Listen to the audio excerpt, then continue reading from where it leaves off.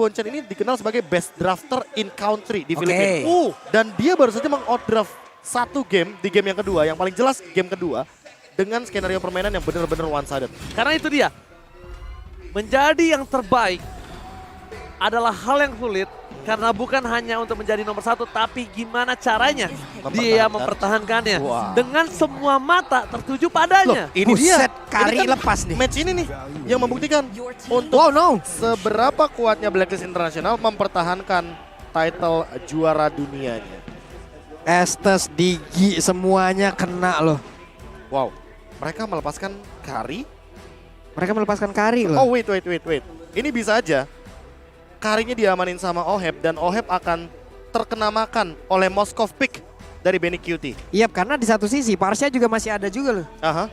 Dan itu pun bisa lagi menjadi satu counter untuk memberikan jarak, di mana jarak akan menjadi jawaban untuk setiap damage yang bisa diberikan oleh Sanji nanti. Kari, kalau ini Varsha, aku malah lebih takut kalau Sanji bakal membawa Kadita mid lane-nya. Kadita mid lane-nya itu berbahaya banget karena mau bagaimanapun Kadita mid lane-nya ini nggak rotasinya ke gold lane tapi ke EXP lane. Nanti Carl Tizzy dengan menggunakan Fredrin dia bakal zone out ke arah gold lane-nya. Jadi 3-2 formasinya. Gak, ini sebel banget sih gue sama draftnya itu. Buset, udah keluar semua nih. Gak, kenapa? Gue bilang sebel banget.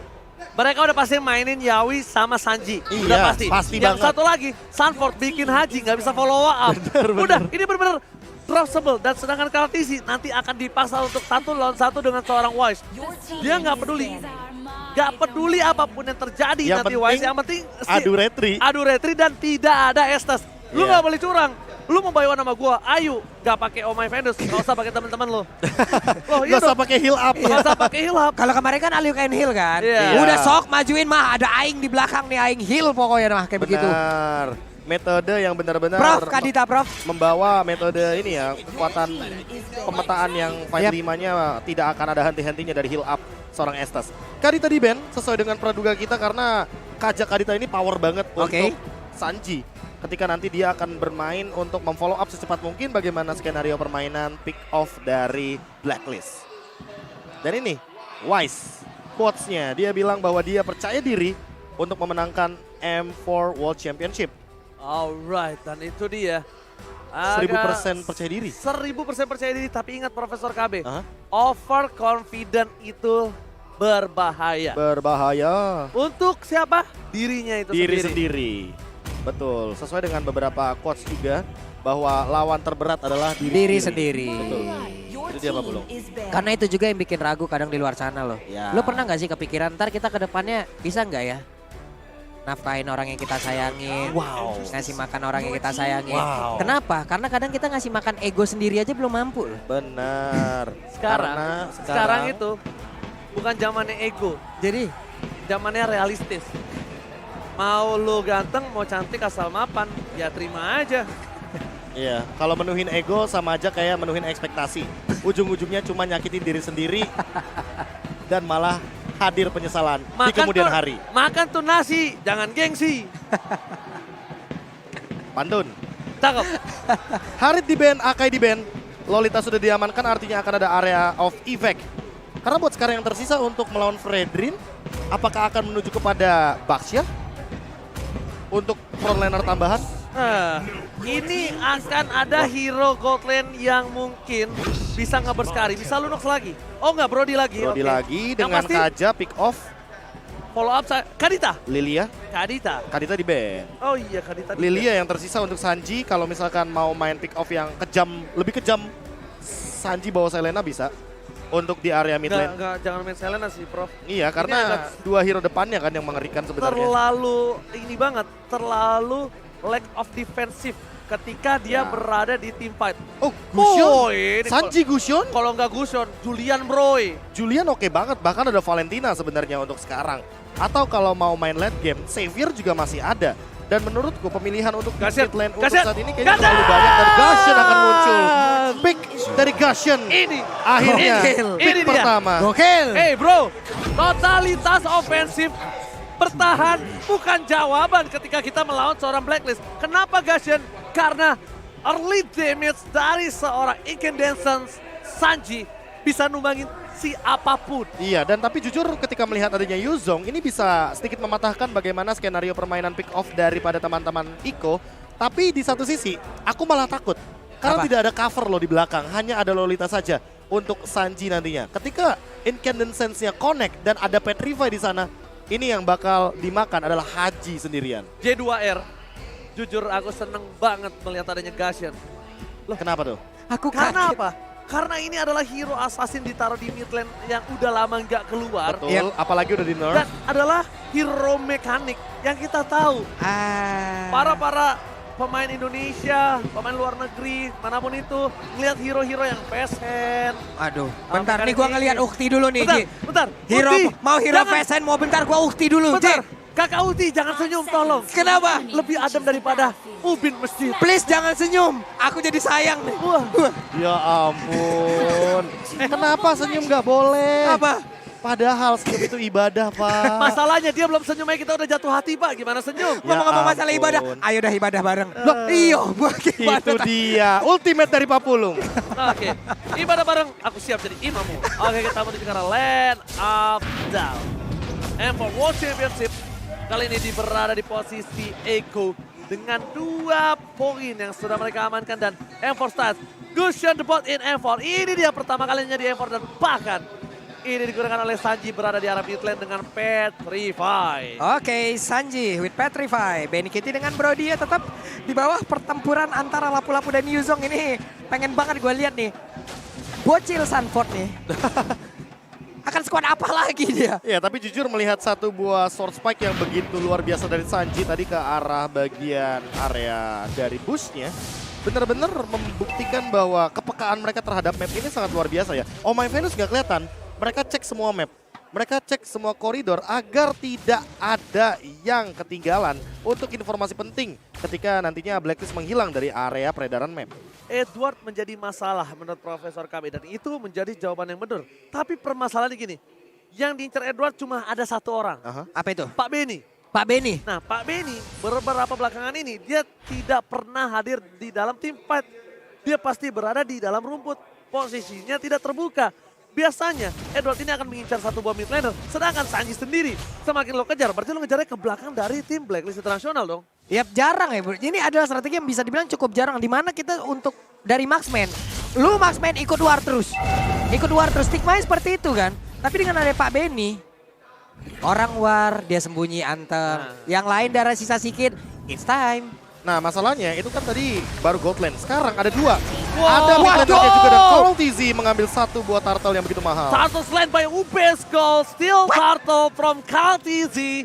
Again and again membuat Eko kali ini agak berada di posisi yang cukup lebih santuy. Ya itu pentingnya ketika kamu memiliki satu skill damage dan langsung dipadukan dengan satu Oh buah my god, dia mendapat senjata Petrify Kame. First blood didapatkan oleh Eko dari seorang Edward. Yawi. Dengan seorang Yawi. What? Gak ada lagi yang bisa dituju. KCC versus everybody. Masih terlalu strong.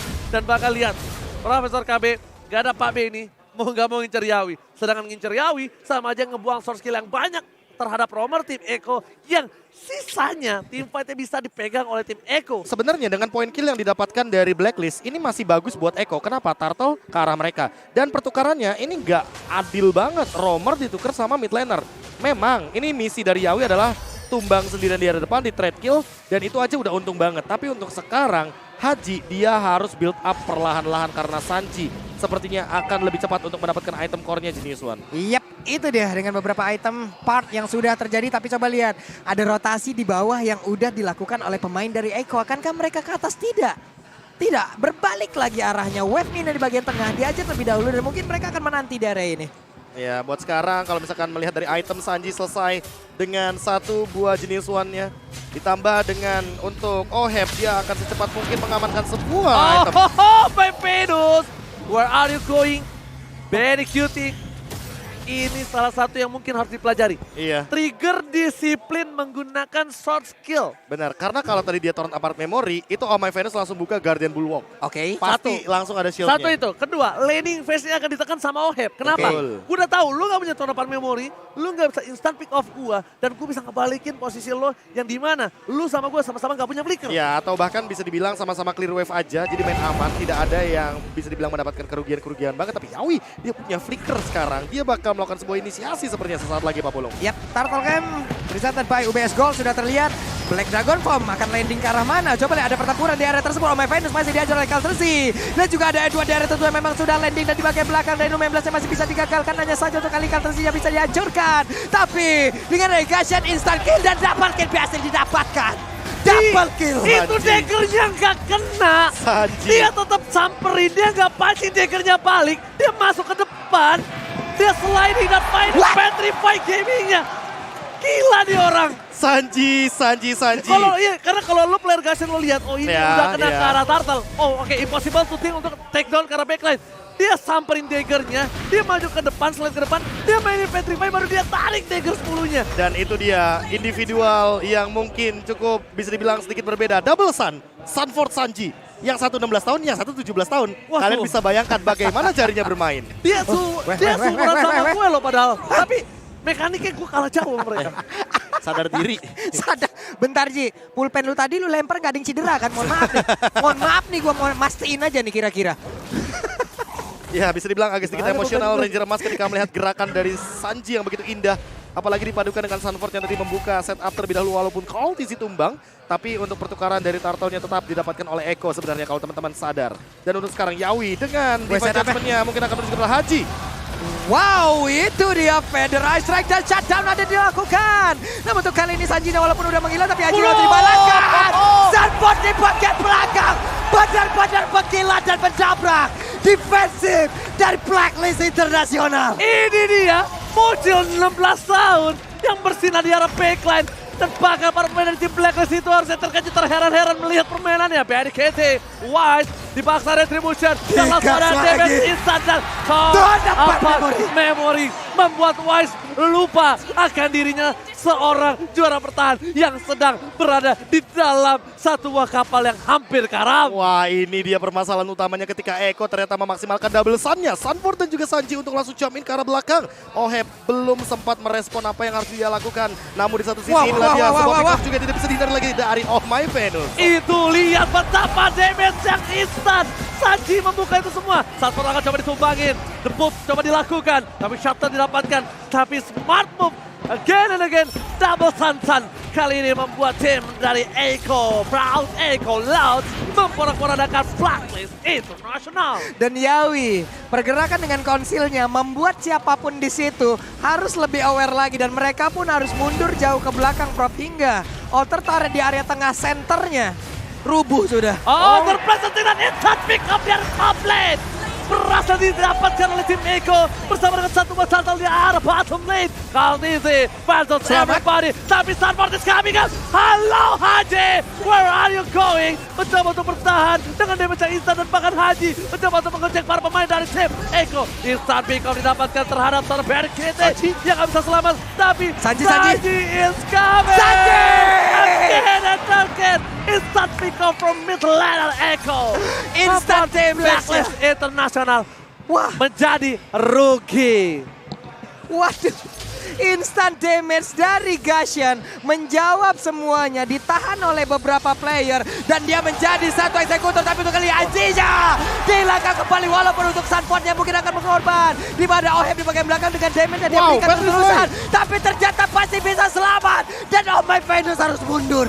Gua bukan masalah team fight-nya. Tapi gimana rasanya coba dapetin satu buah Edward yang tidak berhasil dapatkan. Tapi gue lihat kalkulasi ketika seorang Sunford loncat dengan flickernya membuat moving dari Haji terperangkap di depan sana. Turun dari seorang Ferry Ferdiansyahnya dan berhasil ditumbangkan. Ya dan itu Wings by Wings yang langsung dihentikan begitu saja untuk sekarang. Bahkan itemnya Haji belum selesai. dengan Lightning Truncheon 5 kali tumbang. Where's the KDA machine? Where's the KD bisa Ini bahkan. benar-benar ditekan banget. Bro, bisa nggak sih gamenya biasa aja? Hah? Ini baru game 3, suara saya udah Gini. jadi Jeffrey Nicole. Eko itu membawakan Kaja dan juga Gusion. Gimana caranya mereka bisa berhenti melakukan pick off, apalagi dalam keadaan winning condition. Early Mereka harus terus melakukan hal tersebut sampai nanti mereka ada di menit yang ke-13. Itu pick tertingginya maksimal di level 15. Bukan level, tapi di menit 15. Gimana? Terus. Putar kiri, Pak. Takut nabrak. Oh iya bener. Oke, kalau itu kita bakal lihat Lord Camp by UPS Gold telah datang. Selamat datang Bapak Lord yang terhormat. Oke. Mendapat kembalian Sorapan Memory. Berhasil ditumbangkan. Benny KT mencoba untuk sedikit melakukan decoying. Mundur ke depan. Nomor 11, Crispy. No falling on damage. Dan bahkan semua all in terhadap seorang Benny. Benny KT. Survive in the bottom left. Oh my God. Gimana caranya dia bisa bertahan seperti itu? 4 player menghilang dari Blacklist Internasional. Di mana setup balikan mereka dibalikin, bro. Dan ini yang paling aku suka, kepercayaan tim. Satu sama lain ketika backup yang begitu cepat dari Eko. Langsung menjawab apa yang dilakukan sama Blacklist. Setup yang sudah begitu cantik, sudah begitu sempurna diluncurkan oleh teman-teman dari Blacklist. Namun sayangnya dengan satu modal item saja, Stilek Plate. Sisanya gak ada lagi. Warrior Boots dia langsung jual dan untuk sekarang lihat Vampire Melee-nya. Tiba-tiba dia punya life steal, tiba-tiba dia bertahan hidup apalagi dengan killing spree yang diamankan oleh Benny QT. Sesaat lagi mungkin kita akan melihat Wind of Nature atau bahkan Demon Hunter Sword untuk menumbangkan lini depan karena Wise dan Edward kayaknya bisa langsung di meltdown. Wind of Nature. Karena dia target satu-satunya dari seorang Edward. Buat apa lagi kalau dia tidak memakai Wind of Nature? Benar. Dia dibandingkan memberikan soul damage yang cukup tinggi. Tapi lihat, Kartisi diperangkap oleh terhadap Sardini. Tapi Sanjay gagal menancapkan dagger ke arah seorang Haji. Mundur ke arah belakang, kehilangan Kartisi. Para pemain dari tim Blacklist Internasional setidaknya mempospon atau menahan sedikit best turret mereka yang hampir dipecahkan oleh tim dari Blacklist Internasional. Waduh. Bahaya banget. Oke, itu dia ditarik dari Bay Jaspan. Akankah dihancurkan karena untuk kali itu nampan memory langsung dikeluarkan tapi Sanjinya langsung masuk. Sanjinya benar-benar mendapatkan Karao Web 1 damage dealer utama. Oke, Dwarja seorang diri, tak ada yang menemani. Dan bahkan Sanji masih mau lebih. Dari bottom lane, dan mencoba untuk bertahan. Sunford is coming. Kali ini, where are you going, Edward? Where are you going, Edward? Nggak boleh pulang, maunya digoyang. Yang berhasil membuat Blacklist Internasional kehilangan satu-satunya orang yang bisa melakukan diving terhadap tim Eko. Sanji punya Winter. Itu momentum dia. Siapa yang akan dihancurkan sesaat lagi? Wow. Oke, Numi 16-nya gak kena pula, tapi sekarang ada Feather Ice sedikit lagi Evelisa. Yawi yang berusaha untuk mundur, tapi Immortal pecah. Akankah kali ini ada sebuah hal yang mereka lakukan namun miss? Dan benar, Sanford hilang. Venus save today. Hampir terjadi 3 point kill di depan sana, tapi Oh My Venus dia reflect. Guardian Bulwarks-nya dibuka dan bahkan Sanford yang sudah terjun ke arah sana berhasil ditutup begitu saja. Gak bisa di following up dan tidak ada flicker Profesor KB. Wind of Nature jadi jawaban dari Benny QT dan ditambah dengan Winter Truncheon untuk Sanji membuat nantinya dia akan dive in lebih dalam ke arah Haji dan Oheb tanpa adanya keraguan-raguan. Dan untuk sekarang bagaimana cara untuk mengembalikan dari Blacklist? Tentu bermain berlima adalah jawaban. Apakah tapi damage-nya cukup? Karena untuk sekarang Eko build up perlahan-lahan menuju ke arah item defensif yang lebih jauh lagi dan ini kalau TZ bakal sulit untuk ditumbangkan. Ini menjadi satu buah pancingan. Kelihatan. Ada Wise di depan sana terlihat posisinya. Akankah akan ada happy birthday mereka menunggu momentum dari tim Eko. Kenapa? Dia belum masuk karena kartisinya masih jauh. Ini mereka akan debating di arah Lord yang mencoba didapatkan oleh tim Eko.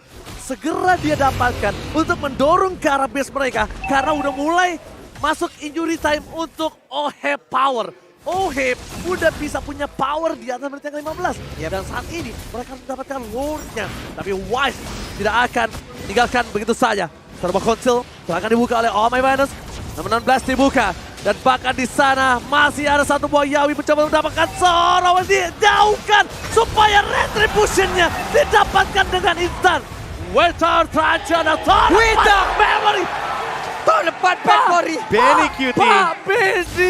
Pak Benny Gak kenal santai. Instant pick up Yawi ditumbangkan dari backline. Oh, triple stun. Ditangkap. Triple stun from Sanford. Tepakan monster kill. Looking for double kill. Looking for weapon. Ini bencana untuk Blacklist International. It's time to Bocil Sanford berteriak sekeras-kerasnya di luar sana. Karena begitu baik permainan yang dimiliki Debakan untuk kali ini OM-nya akan gak bisa selamat. Oh my God. Dihancurkan sampai ke dalam. Tapi base-nya dan hancur semuanya. Lihat para penonton tenis Senayan, mereka bergemuruh bertepuk tangan atas kemenangan dari Eko di game yang ketiga dan tenis outdoor Senayan. Mana tepuk tangannya? What a play from Eko. What a play. Benar-benar berkilas seluruh permainan yang mereka berikan. Selama ini, Mobile Legends Bang Bang M-Series kita selalu berbicara tentang apa? Kompetitif. Dan ini adalah sebuah irama permainan yang sangat cantik dari Eko. Sangat indah bahkan. Bagaimana cara pemetaan individual skillnya, bagaimana cara mereka melakukan eksekusi, bagaimana cara mereka... Wait, itu cosplay Oh My Venus kayaknya. Mirip banget. Pakai kacamata, rambutnya sama. Ini dan Bocil juga Sanford nih, gaya Bocil juga Sanford sama. nih. Ayo Eko Nah, tuh kalahkan Bocil Sanford Blacklist. Apa Wow. tadi bacanya ya? Iya, dan inilah dia Eko dengan metode yang sama. Eko Express yang tiada hentinya selalu hadir dalam skenario pertandingan cepat. Bahkan ini adalah match point yang bisa dibilang sangat penting bagi Eko. 1 poin lagi, mereka akan menjadi juara dunia. 1 kemenangan lagi mereka akan mengangkat piala yang pernah diangkat juga oleh Blacklist International. Dan bahkan kalau kamu bisa lihat tadi permainan dari tim Eko, 1 suara, 1 nada, tidak ada keraguan-raguan Samsek. Nggak ada. Bahkan tadi di last fight-nya aja ya. Bener-bener Sanji dalam rumput aja. Ya. Dia nggak bakal keluar. Kalau tidak ada tadi yang nyamperin ke rumput itu kan, Dan bro. yang paling indah tau nggak apa? Itu bener-bener Sanford. mahal banget stunnya Sanford. Kena 3 3. orang, triple stun. Dan itu langsung di follow up dengan luar biasa. Langsung ditutup juga di arah belakangnya. Iya. Agar tidak ada yang bisa mengincar ke arah belakang, ke arah Sanji dan juga ke arah Benny Cutie. Tapi ada satu hal loh yang harus diperhatikan oleh seorang Sanford. Apa Apa tuh? itu? Dia punya 1 buah lawan untuk sebagai MVP Finals. Benny Kitty atau Sanford? Waduh. Wah. Iya dong, Waduh. karena pemainnya sama-sama bagus, Sekarang sama-sama impact player, Oke. sama-sama the Di most area impact player. tengah Sanji juga menjadi satu kandidat yang Betul. sangat baik loh. Tapi- sekarang gini, kita Ayo. tinggal mungkin berandai-andai. Kira-kira Berandai-andai. hero apa ya yang bakal dijadikan skin M4 untuk Eko Philippines? Terlalu banyak. Apa ayo? Banyak, Pak. Apa ayo? Chow bisa. Chow bisa. Ya kan? Yawi. Yawi. Kaja bisa. Coba, Franco juga hayu. Iya. coba. Chow sih yang paling Kalau gua Chow. yang paling kayaknya Oke. Pak ya. Karena ini Chow ini paling terlihat Nggak banget. gini deh, masalahnya gini. Kalau Apa? nggak sampai nggak bisa dipakai cowoknya, Iya. berarti the most pin, Yap. hero yang paling berbahaya Iya. dari Eko, Iya. ya Chow. Ya udah apalagi. Ya. Artizi, banyak banget hero yang bisa digunakan. Ya. Oke. Udah punya dia skinnya. Oke Kaja, sering dipakai, menang, win rate tinggi. Tapi kan dipakai karena cowoknya di ban. Nah, Iya. Chow sih paling pemilihannya. capable sih ya. Iya. Jadi kayak kalau menurut aku pribadi seorang Pokemon, Iya. aku orang yang publik biasa. Iya. Aha. Saya Chow. Atau kalau misalkan kita mau Sanji, kenapa nggak Kadita? Sanji itu power banget Kadita mid lane-nya. Aku Chow. Dan ingat, logo dari Eko itu di mana? Di Orcas. perairan. Iya. Orcas. Apakah nanti akan ada hero air juga yang akan dipilih? Apa logonya dari Eko? Di perairan. Ah. Emang kamu kira Chow nggak bisa berenang? Chow bisa Bisa berenang. berenang. Wow. Chow coba kamu lihat yang skin naga, bahkan dia bisa mengudara. Wow. Bisa ngeluarin air. Hah? Betul. Tapi walaupun dia nggak bisa mandiin orang. Ada juga skin Chow yang down to earth ya. Apa Skin itu? yang kof. Wah, Agak down to earth. Iya dong. Itu bukan downtown earth. Beban pundaknya banyak. Ya anyway kita agak sedikit akan membreakdown apa yang terjadi di game yang ketiga 3-0 teman-teman. Skenario permainan Eko Express masih belum berhenti. Kereta dari Eko masih terus berjalan sampai nanti tujuan kemenangan akan didapatkan oleh mereka. Ini game yang keempat makin lebih mendebarkan untuk teman-teman dari Blacklist. Gusion mid lane yang ternyata memainkan temponya cepat. Step by stepnya kelihatan. Kajanya tidak terhentikan dan pola perjalanannya pun tidak ada remnya. Ditambah kalau misalkan teman-teman lihat Nah. itemnya, nih Genius One pemilihan item pertamanya, langsung dia bikin Divine Glaive, dia bikin Glowing One. Jadi ada 2 item penetration Papulung dan Ranger Emas di kubu dari Sanji. Dan itu aku nggak tahu ya, ini Magic Wand-nya mau dijadiin Holy atau bahkan Blood Wings? Itu ke arah Holy dulu. Nah tapi lihat, aku nggak terpaku sama item. Waktu Makin cepat. selalu di bawah 15 karena Iya. balik lagi sebelum match ini kelar aku bilang jangan sampai 15 menit mereka akan bisa dibalikan dengan OH Power dan mereka harus mendapatkan load yang enhance ini maksimalkan dengan penuh. Dan ternyata betul 12 cuma butuh 1 menit 53 detik. Iya, kita melihat Untuk di game yang menyelesaikan pertama, oke game pertama 16 menit lah. Game kedua 14-13. Yap. Game yang ketiga 13-53. 13-53. Ayo tebak-tebakan berapa menit game selanjutnya. Apakah 12 menit? Atau jangan-jangan kita akan dibawa dengan game yang cukup lama. Karena ingat, setiap game terakhir dari M Series, mau M1, mau M2, mau M3, itu nggak lebih dari 15 menit Papulung dan Ranger Emas. Oke, kode seperti apa lagi nantinya yang akan dibawa oleh Blacklist di game yang keempat. Tapi ini adalah post game dari game yang ketiga. Di mana Sanford, damage dealer terbesar fighter, Pak. Iya. Mau bagaimanapun kita melihat Sanford selalu melakukan zone out. Apalagi kita sempat melihat dengan hadirnya satu sosok aja yang buat pick off, satu sosok tank yang benar-benar hadir di depan sana. Iya kan, dari Carl TZ. Ternyata inilah dia yang dibuahkan oleh Echo. Mereka membawa tempo yang begitu cepat, Divine Judgment yang tidak hentinya, dan dealing damage zone out yang benar-benar tinggi. Sanford selalu memberikan dealing damage yang begitu burst. 700 physical damage itu bisa menjadi sebuah salah satu alasan kenapa dia bisa bertahan hidup. Apalagi dengan Bloodlust X. Terlalu banyak damage yang bisa diberikan. Terlalu banyak damage yang bisa dilahap oleh teman-teman dari Blacklist. Dan tidak sepadan untuk pertukaran damage-nya. Makanya menurutku di sini Sanford bisa bilang unstoppable di lini depan. Dan bahkan, jangan lupakan, sebentar lagi kita akan melihat MVP di game yang ketiga. Wow. Yang terlalu banyak orang yang bersinar jatuh kepada Aku Sanford sih. Sanford. Dengan KD 7210, permainan yang luar biasa, EXP Leader yang outstanding dengan item yang hybrid. Hybrid. Ya, Ya, jadi bisa dibilang buat teman-teman bocil Sanford yang mengidolakan Sanford semenjak di NXP EVO sebelumnya, ya kan? Ya, teman-teman bisa berbangga sedikit karena inilah dia Sanford. Pemain muda yang sangat luar biasa sekali dari Filipina yang ternyata langsung memberikan MVP-nya di game yang ketiga. Melihat 3 game, kita melihat mungkin ada 3 MVP yang sepertinya cukup dinamis ya. dinamis dan bahkan ini benar-benar sulit tebak. Tapi MVP Pak Infinix Note Series jatuh terhadap seorang Sanford. Dan Profesor Kameda juga Pak Polo. Kita Apa bakal lihat heat map-nya. Betapa kentalnya dia berada di arah tengah. Betapa seringnya, betapa lamanya dia berada Rumput di sih, sana. yang paling penting lihat rumput di mid lane bener-bener dikuasain sebelah kirinya. Kenapa? Karena berarti di kanannya ada kajanya Yawi. Kan pembagiannya seperti itu. Satu EXP lane, satu buat Romar. Dan untuk sekarang dalam keadaan Sanford yang prima sekali terlihat dari bagaimana kepercayaan diri mereka dan Echo Express yang masih menjadi tagline yang mengerikan di bawah 18 menit mereka selalu pegang kendali. Entah apa yang terjadi di game yang keempat, go big or go home bagi Blacklist International karena one game away untuk Echo mendapatkan title juara dunia. Tapi ingat, biasanya setelah satu langkah lagi itu terkadang ada loh sesuatu tuh yang akan menghalangi dari internal dirinya sendiri.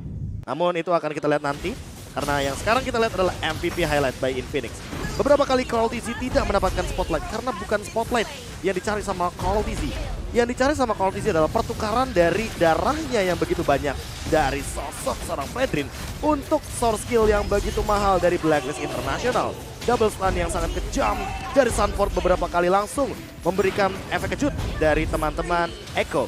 Dan melihat bagaimana pergerakan dari Sanford yang selalu melakukan zone out terhadap teman-teman dari Blacklist. Bahkan menukarkan bagaimana banyaknya dealing damage dan menghentikan Haji. Ini dia, the KDA machine yang sepertinya mesinnya cukup tidak berjalan dengan baik.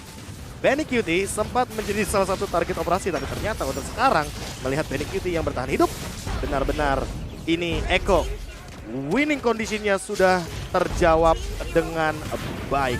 7.000 gold, 8.000 gold, bahkan sampai dengan puluhan ribu gold diamankan sampai wipe out pun didapatkan oleh teman-teman dari Echo dan juga Base. yang menjadi salah satu alasan kenapa mereka menang di game yang ketiga 3-0.